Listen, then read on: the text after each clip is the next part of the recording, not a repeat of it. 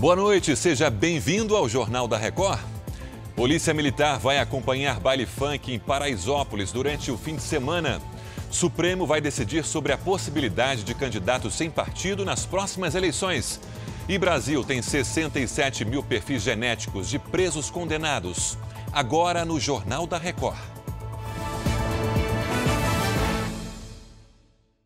Oferecimento Bradesco. Abra sua conta sem tarifa pelo app.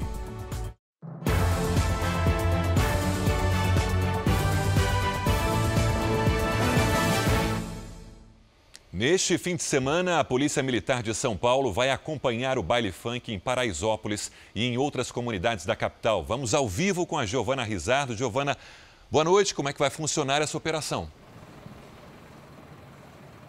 Oi, boa noite, Sérgio. Boa noite a todos. O governador João Dória só confirmou que os procedimentos da corporação vão ser revistos, mas não deu detalhes. Dória convocou uma coletiva de imprensa para esclarecer que a Polícia Militar vai estar presente nas comunidades. Ele adotou um tom pacificador e falou em humildade para aprimorar procedimentos, melhorar comportamentos e manter a confiança na comunidade. Na segunda-feira, o governo de São Paulo deve fazer uma reunião para avaliar novos projetos de integração e de lazer nas comunidades aqui de São Paulo.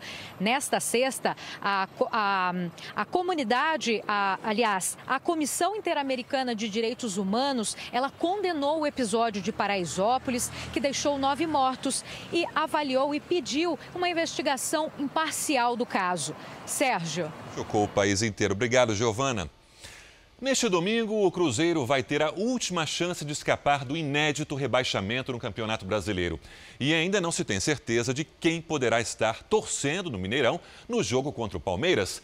Quem explica o impasse para a gente é a Virgínia Nalon, ao vivo de BH. Virgínia, boa noite.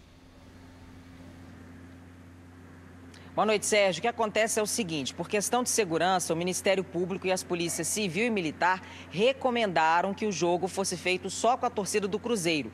A direção do clube chegou a enviar um pedido para a CBF, mas o Superior Tribunal de Justiça Desportiva negou e ainda avisou que se o Cruzeiro não pode garantir a segurança no Mineirão, deve jogar com os portões fechados. O Ministério Público enviou nova recomendação à CBF e ainda aguarda uma resposta positiva. Agora, para não ser rebaixado, o Cruzeiro precisa vencer o Palmeiras e torcer por uma derrota do Ceará. Sérgio. Olha, até agora, só 5 clubes brasileiros nunca estiveram na segunda divisão. Virgínia, obrigado. No Rio de Janeiro, o Ministério Público encaminhou à Justiça um pedido de redução do número de servidores comissionados na Assembleia Legislativa do Estado. A gente vai ao vivo ao Rio de Janeiro com Pedro Paulo Filho. Pedro Paulo, boa noite. O que motivou essa ação, hein? Boa noite, Sérgio. Boa noite a todos. Olha, de acordo com o procurador responsável pela ação, o Ministério Público recebeu denúncias de que aprovados em concursos não seriam chamados por causa da grande quantidade de funcionários comissionados. Segundo o MP, a Assembleia do Rio tem hoje mais de 4 mil funcionários e para cada servidor contratado em concurso, existem 7 nomeados por comissão. E essa situação descumpre a legislação em vigor. O Ministério Público pede que a Assembleia do Rio promova demissões e realize concursos até que a proporção de efetivos chegue à metade do total de funcionários. Em nota, a assessoria da Alerj diz que os comissionados exercem funções compatíveis com a Constituição e que o efetivo é renovado a cada 4 anos. Sérgio. Pedro Paulo está de folga, fim de semana? Estou de folga, vou aproveitar. Descansa então, aproveite. O Brasil vai fechar o ano acima da meta de cadastros de perfis genéticos de condenados. A gente vai agora a Brasília com o Luiz Fara Monteiro. Fara, qual era o objetivo inicial do Ministério da Justiça? Boa noite. Oi, Sérgio. Boa noite. Então, inicialmente essa meta era chegar a 65 mil perfis, mas o número já passa de 67 mil. O cadastro permitiu que a Polícia Federal solucionasse cerca de 1.000 casos nos últimos 6 anos. O material genético coletado é levado para o laboratório do Instituto de DNA da Polícia Civil e depois de uma análise bem detalhada, essas informações são armazenadas no banco de perfis genéticos e em questão de minutos é possível fazer uma comparação do DNA encontrado e aqui no Distrito Federal com amostras de outros estados.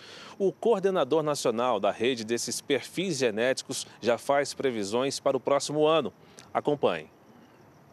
Para o ano que vem são mais 70 mil condenados, né? Chegar no ano que vem com cerca de 130 mil, que é o que foi mapeado como o que deveria estar cadastrado no banco de dados, né? Então, esse ano, basicamente 50%, no ano que vem, os 50% restantes. Com 5 anos de antecedência, o governo de Angola pagou integralmente uma dívida com o Brasil de 589 milhões de dólares. A gente vai voltar a Brasília agora com a Raquel Vargas. Raquel, boa noite. Que dívida é essa, hein? Boa noite. Boa noite, então. Boa noite, Sérgio. Boa noite a todos. Olha, essa dívida era relacionada com financiamentos entre os anos de 2005 e 2017 com o Banco Nacional de Desenvolvimento Econômico e Social, BNDES, e também com o Tesouro Nacional. O débito com o Brasil chegou a somar 5 bilhões de dólares, Sérgio, e os financiamentos inicialmente iriam até o ano de 2024. O BNDES financiou 84 operações no país africano que somaram 4 bilhões de dólares por meio da linha de crédito conhecida como Finame. Esses financiamentos foram garantidos pela União por meio do seguro de crédito à exportação, que seriam acionados caso o país africano não conseguisse pagar essa dívida. Mas Angola conseguiu e pagou. Sérgio. Ainda bem, né? Obrigado, Raquel. Bom fim de semana. O preço do petróleo fechou em alta nesta sexta-feira, depois que a Organização dos Países Exportadores de Petróleo confirmou que a produção diária vai ser reduzida em 500 mil barris a partir de janeiro.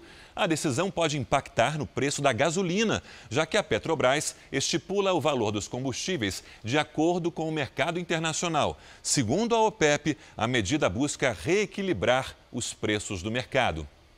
Aqui no Brasil, a Bolsa de Valores de São Paulo atingiu um novo recorde pelo terceiro pregão seguido. O Ibovespa subiu quase 0,5% e fechou acima dos 111 mil pontos, isso pela primeira vez. Na semana, o índice acumulou uma alta de 2,67%. Já o dólar caiu quase 1%, cotado a R$ 4,14. Na semana, a moeda americana caiu 2,19%.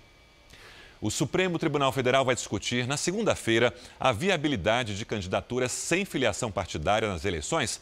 A gente vai mais uma vez a Brasília com o Luiz Fara Monteiro. Fara é o candidato independente que existe em alguns países. Isso, e aqui no Brasil são as chamadas candidaturas avulsas. A audiência pública foi convocada pelo ministro Luiz Roberto Barroso, ministro e relator de recursos de cidadãos não filiados a partidos políticos que tiveram registros de candidaturas a prefeito e vice-prefeito do Rio de Janeiro negados pela Justiça Eleitoral. Hoje, a Constituição diz que a filiação partidária é indispensável para concorrer a qualquer eleição.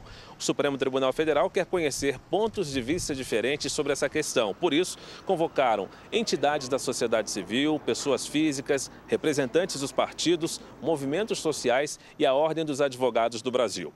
A Advocacia Geral da União e parlamentares representando o Congresso Nacional também vão participar dessa audiência. Sérgio. Obrigado, Fara. O presidente eleito da Argentina, Alberto Fernandes, anunciou nesta sexta-feira a equipe de ministros. Para o Ministério da Economia, Fernandes escolheu Martim Guzmán, que é professor de economia. Uma das principais tarefas é a reestruturação financeira após uma das maiores crises sociais da história do país. A Argentina deve mais de 400 bilhões de reais a credores internacionais e ao Fundo Monetário Internacional. Nos Estados Unidos, o ex-produtor de Hollywood, Harvey Weinstein, se apresentou nesta sexta-feira à Corte de Nova York. A promotora do caso disse que Weinstein tinha tentado romper a tornozeleira eletrônica e, por conta disso, pediu que a fiança aumentasse para 5 milhões de dólares. O ex-produtor é acusado de assédio sexual por mais de 70 mulheres. O julgamento está marcado para o início de janeiro. Da Inglaterra, viralizou nas redes sociais o vídeo de uma bebê que ouviu a voz dos pais pela primeira vez. A menina tem deficiência auditiva e conseguiu perceber os sons com a ajuda de um aparelho. A criança reagiu com surpresa e muita alegria, o que provocou, claro, muita emoção de todos. Que lindo, gente. Essa edição do Jornal da Record termina aqui. Outras informações no Fala Brasil, edição de sábado, às 7 da manhã. Fique agora com imagens de assuntos que marcaram a semana. Boa noite.